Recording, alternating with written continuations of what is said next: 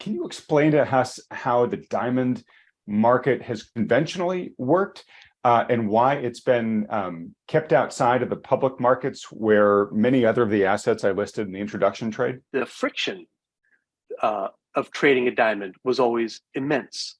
And it was always through these experts, and people would, estimate the value and then all these retail markups. So long story short, an institutional investor could never invest in a diamond because they could never mark to market. And if you're a BlackRock fund, for example, you need to market every day, whatever you're holding. And without that transparency, without that liquidity, you simply could not have diamonds in any kind of institutional portfolio. And that's what attracted me to the asset.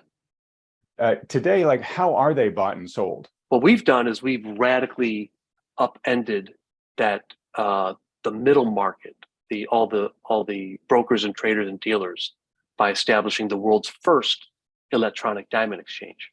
What were sort of the other key pillars that you built Diamond Standard around to fix in this conventional model? The main one is friction. So you need price transparency and low friction to have an efficient commodity. And so it really all came down to one singular focus, which is that what the world needed was a fungible diamond commodity, a commodity that they're all the same, and therefore you can discover what's the value of this on a daily basis.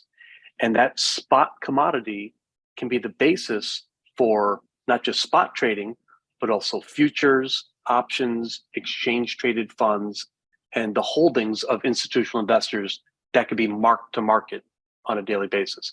So our focus is, how do you make a fungible diamond commodity? Let's actually talk about these bars and coins. What exactly are they, and how do you make them fungible? How do you make them equivalent? Yeah, so this is what they look like if you haven't seen them. All right, These are diamonds. I'm guessing those are the coins. These are Diamond Standard coins, and these are Diamond Standard bars. You notice the diamonds are much larger in the bars than they are on the coins. You can also see the diamonds in there. You also see a white layer. That's a computer chip that's built into the commodity. But the breakthrough is that these two bars are equal. They're not identical. They don't have the exact same diamonds, but the diamonds in every bar, they have different carat weights, color, and clarity for each diamond. Those always add up to a public standard that's always the same for every bar, and they always represent a statistical sample of all diamonds. You talk about creating a standard, geological standard. I guess that's why you named your company Diamond Standard. So it sounds like the key dimensions, and again, let's review them for folks. It's clarity, it's color, it's carat. Those are the main ones. Cut probably doesn't matter very much, right? Because it's just aesthetic. No, it does. Well, the aesthetics count a lot, because the only demand for diamonds really is for jewelry. So we could not ignore the cut, because the gem cutters will cheat. If they're allowed to make an ugly diamond, they'll make it as big as they can and cut out the imperfections. And so it'll be a big, ugly, flawless diamond, but it won't pass the cut grade. So cut's very important.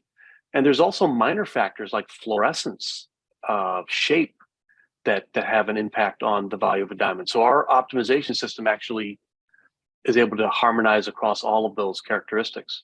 Okay, so when you talk about your optimization system, then my guess is you've got some sort of score that sets the standard, and it's comprised of each of these different factors. And like you said, one bar coin might have more diamonds that collectively have more clarity than another bar coin, but that's being balanced out by one of the other factors. So at the end of the day, when you add up the totality of all of the inputs, it equals up to that exact same total score setting the standard. Is that true?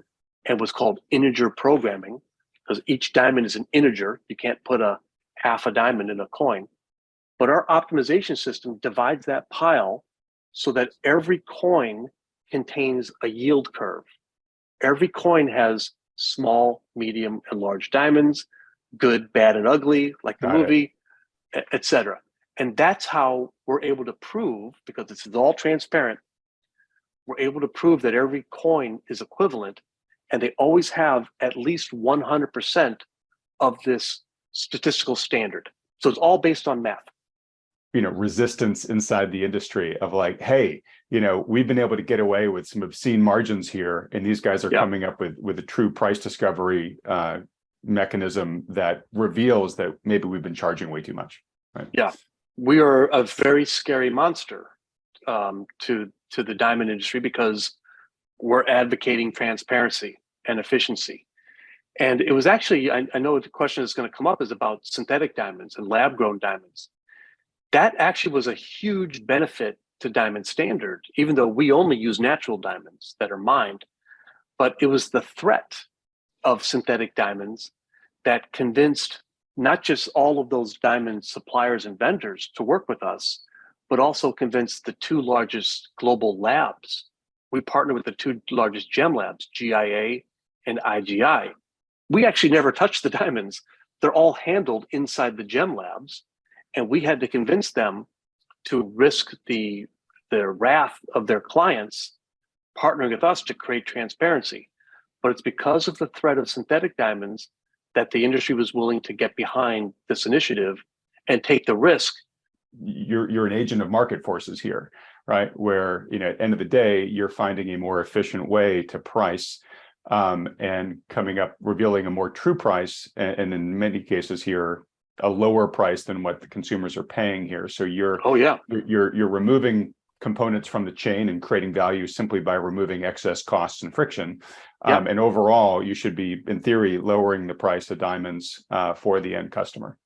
Oh, dramatically. So we pass all those savings on to our investors. And I'll give you another example.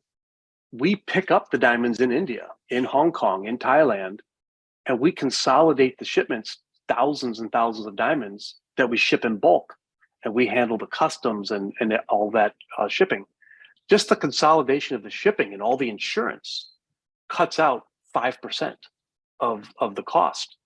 So when we sell this coin to a consumer, you could never buy these diamonds for this price. This is 5,700. If a consumer with cash tried to buy this on 47th Street, which is actually right out my window, you'd pay $8,000, $9,000 for the exact same diamonds. And that's how we're able to preserve this low friction, because this is basically, you're always trading a wholesale unit of diamonds. You don't have that retail markup that you have to give back the first time you sell it. So that's the secret of how we make a product that's liquid and low friction.